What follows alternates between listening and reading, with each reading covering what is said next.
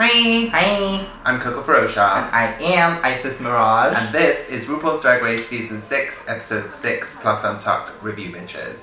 Excuse the noise outside. We're trying to catch y'all up. Like, it's been a busy couple of weeks. As you know, we're moving in like less than a month. So everything's like up in the air at the moment. We're just trying to give you these reviews. So yes, we're gonna basically cut these 3 episodes we need to do short. So we're gonna start off with the runway, talk about like the main challenge, and then maybe a little bit about Untucked because we really need to catch up. Then it'll go back to normal. Yeah. So of course Ru looked over love when Ru, you know, I love blonde Ru, but when she decides to choose another color from the crayon box, yeah, you know, I love it. And it was very like star booty, very that. Yeah, it's very and that the, woman. The color of the gown with the hair was beautiful. Miss Michelle, she came this week. She said, "Oh, y'all said crazy, sexy, cool. We doing like a rap theme. Like, let me give you my jiggly caliente effect." Yes. With the fucking tracksuit and the pony and the bang.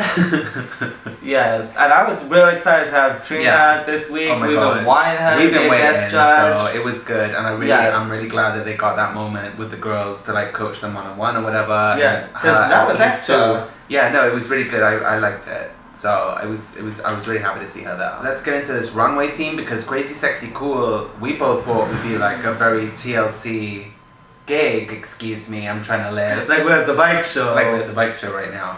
But yeah, I thought it would be a very TLC gig for them to come out in like very 90s. That's what I figured it would be. Hip hop, rap battle, yeah. So I guess for this week's runway, rather than being Crazy Sexy Cool like the TLC movie, like doing that type of gig, they just meant literally be something that is crazy and sexy and cool. Yeah.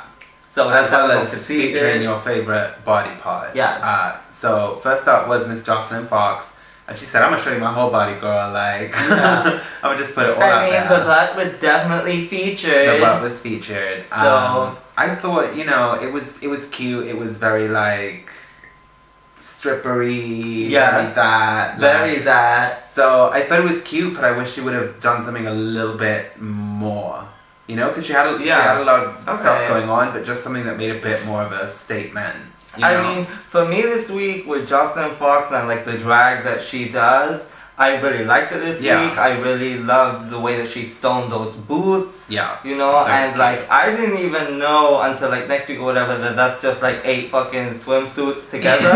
Like I didn't even know. Like I thought like for the theme this week and like the challenge and everything, it fit the bill. Yeah. Like it was very stripper, very like Dixon. Like where's her pole? Yeah. Like and I live for that, especially the type of drag that she does. So up next was Bender Cram, and she was very rich bitch, like Cruella de Vil, Russian gangstress. Yeah. You know. Yeah. Very that. I loved it. Like Crazy Sexy Cool.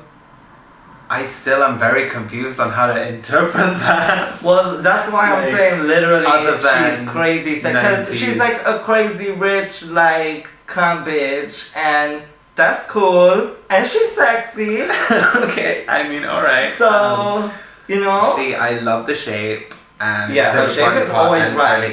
And that was what she was trying to feature, that shape, honey. Them curves and swerves, it was beautiful.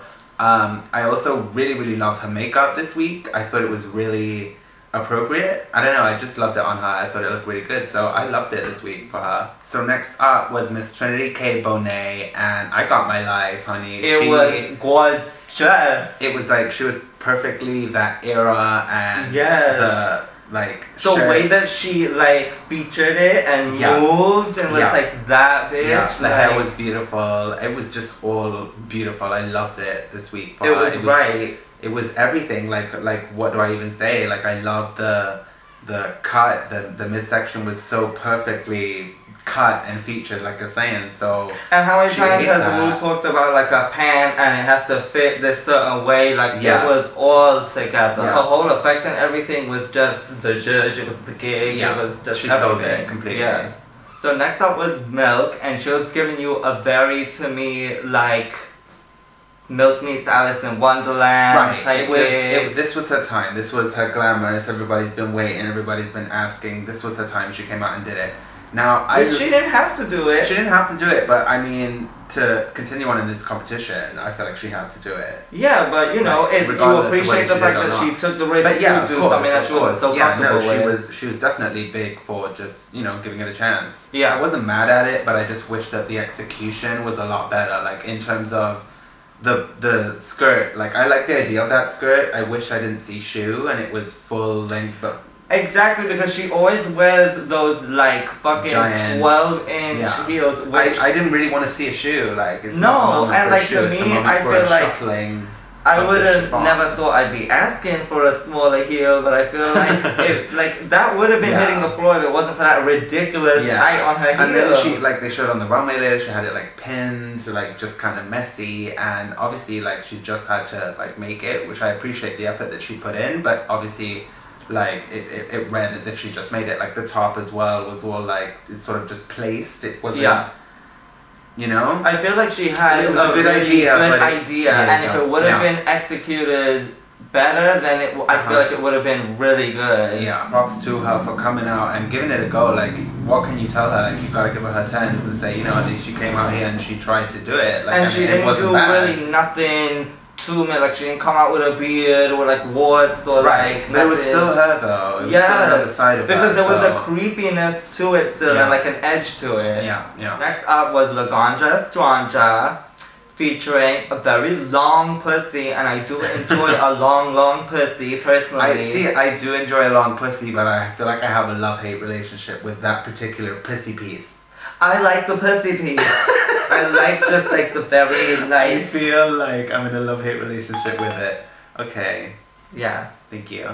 I love the boots. The boots were very gunmetal boots, honey. They were everything. So y'all already know I'm a big lover of the lace. I did appreciate that touch and how she had it like going up her arms as well, and like the whole like, you know, shoulder pads with the spikes. Very that woman, like she stuck to her like gunmetal like bitch gig. Yeah. The whole way through. Yeah. So next up is Darian Lake.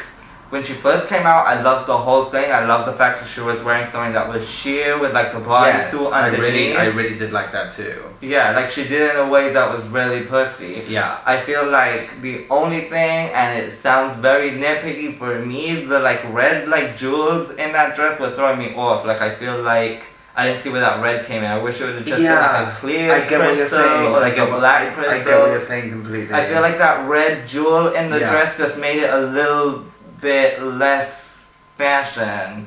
Yeah, a little bit like Star Spangled Banner, a little bit like... Yeah, it gave it that like kind of... You know, I feel like next to some of the other things this week, I felt like it was a little bit safe, it was a little bit... even though it had the sheerness, it still wasn't enough like sexiness or like playfulness for me, or it was missing the crazy. Definitely it was a little bit like that's it. Just a little more something, excitement, something different, you know? Next up was Miss Bianca Del Rio. I mean, another like perfect era Valley of the Dolls 60s moment, like a relative of Jade in season 1 with the blue, you know?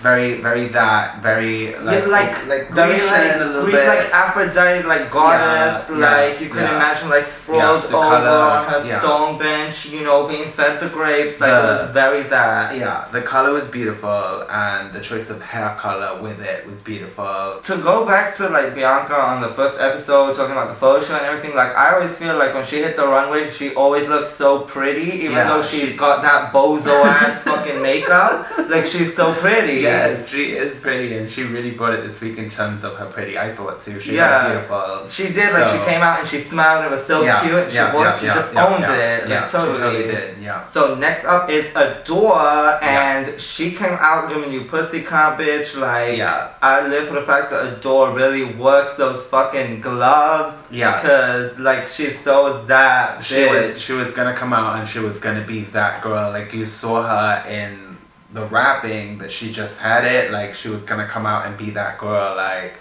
she the paint was so beautiful today, with the hair and everything. I just loved it. Really, it wasn't like, if you break it down the pieces individually, man, you know, some things here and there, but as an effect and as a crazy, sexy, cool. She gave me that. Yeah, and again, I love the lace. Yeah. It seems like something that I personally would totally wear because you already know I, feel that gig.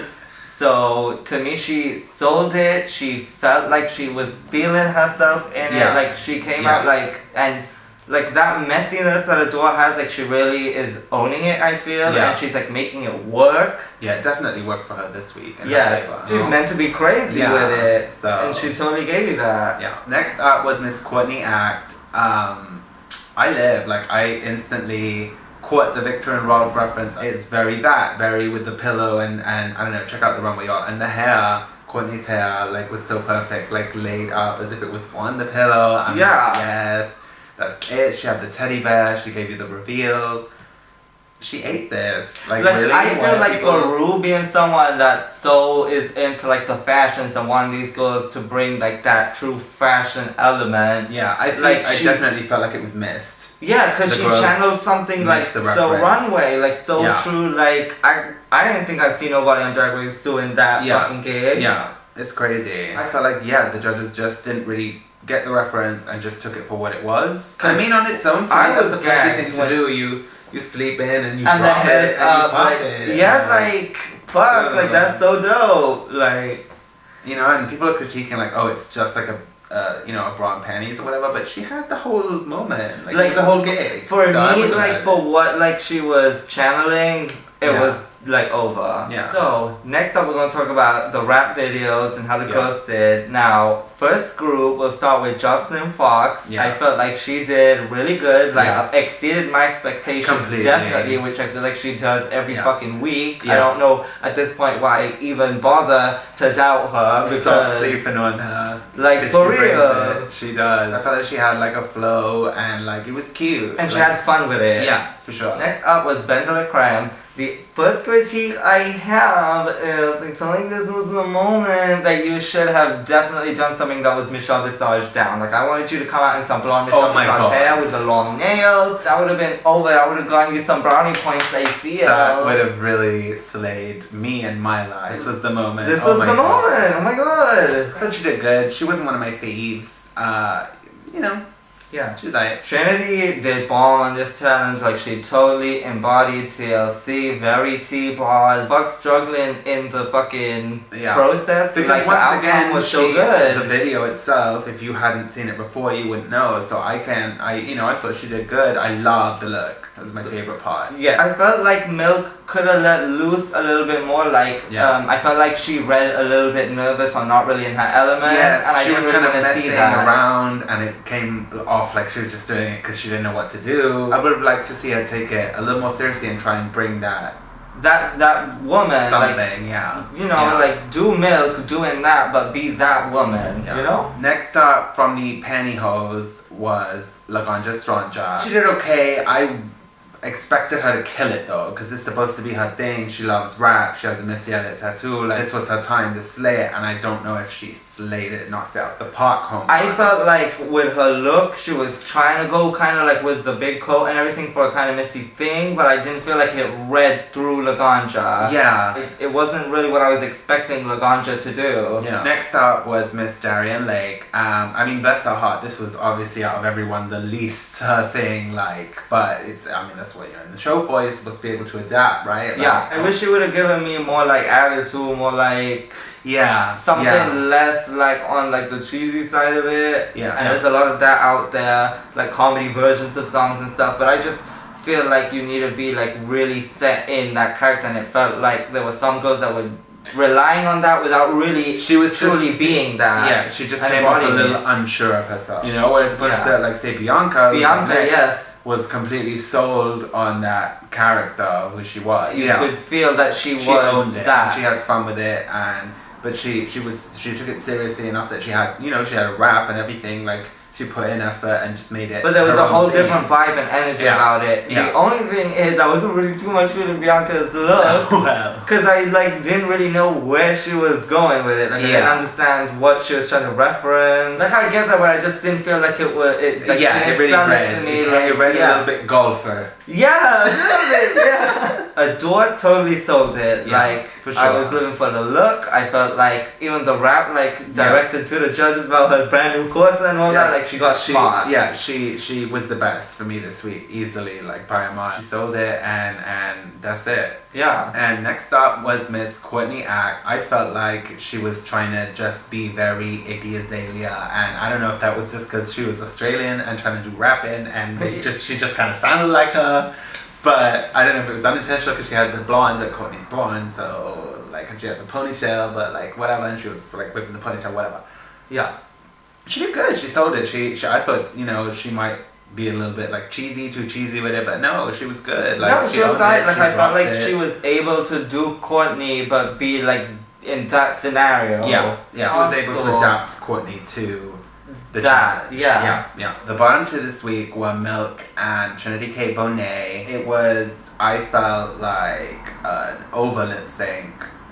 Trinity for me just embodied that woman. She ate that. Like, it's like she ate that. Like, she gave me goosebumps because it's like I felt like Milk was just not giving the right. She wasn't feeling the song. Like you talking about your man. Yeah. What a mighty good man you feel in your gig. And I felt like she was, I don't know, like just not giving me that girl. Yeah, and you know, you can say that Trinity could have very easily been like, why the fuck is like this peace, love, fucking hippie bitch up here, like doing this song, but like you didn't even like notice the fact that she was like, she totally became that woman without it even being about what she was wearing or nothing. Yeah. So unfortunately, Milk got sent home. I didn't see her going home this soon. No. I felt like, especially because, you know, the show loves those girls. Yeah. You know what I mean? Like those girls. Yeah. That, you know, outsider girl or whatever. Yeah. So yeah, I thought she was gonna last longer, but you know, she came, she made her statement, she did her thing, and I feel like she should leave like proud, and I think she did. Yeah, definitely. Because she came, she made her impact. Like, stamp, you can't, you know. And she came into it trying to say something, trying to put a different type of drag out there, which you have to appreciate. Yeah. So a big focus of Untucked this week was Trinity, you know, talking about how she's frustrated. She wants like a challenge basically that she can excel in. Yeah. And that whole bit, and it was her and Jocelyn going back and forth. I feel like at this point, Jocelyn is like, she's got the like her heart in the right place, and sometimes you just can't. Like, you need to just not bother sometimes. You end up hitting a dead end, and Trinity then just gets in her head sometimes. Yeah. And it's seriously, I can't. I think it's that frustration of knowing that she's good and not really understanding why it's not coming out that way in this gig. Yeah. You know, being that we got 2 more episodes to go, we know how this kind of goes with Trinity. Yeah. So I feel like at this moment right here, this is her moment to like, she's gonna be in the bottom, and which she was. This was her wake up call. And now it's like do or die. Like now she knows she's already done lip sync. Like she can't keep on lip syncing. Yeah. As far as the whole Adore Laganja thing goes, I feel like Adore is just in a place where she wants to keep everything nice and she wants to keep it cordial and like professional. Yeah. But she's stuck in a place where she's kind of forced to say things or to talk about things that she wouldn't necessarily need to outside of this competition. Right. And I don't know if she really knows how to like deal with Laganja sometimes. Yeah, well, I mean, we get to see more of it in the upcoming episodes, so I guess we can get more into it there. And then they had the whole like Gia Gunn letter. I don't trust no letters. I don't see a bitch with a pen in her hand or a motherfucking keyboard up in her. I don't trust it. And even if it was written, I know they definitely ain't addressing it in the reunion since it ain't last time, so I don't really too much want to give it too much shine because are we ever going to get answers? No. If she did do it, I do, who knows? It's so negative, and we don't need to be focusing on such negativity and making Gia Gunn this hated, like, villain. Yeah. You know? We've already had a moment in season past where, you know, there was a letter. So at this point when you're asked to write a letter, like you already know what the setup's supposed to be and what like they're asking for, whatever. And I just feel like why they even bother like getting that whole little situation in there? Like they could have done something else. Yeah, done something else. Somebody else's video or somebody's something or something of substance. Yeah, something. No shade. Will. Okay. But yeah.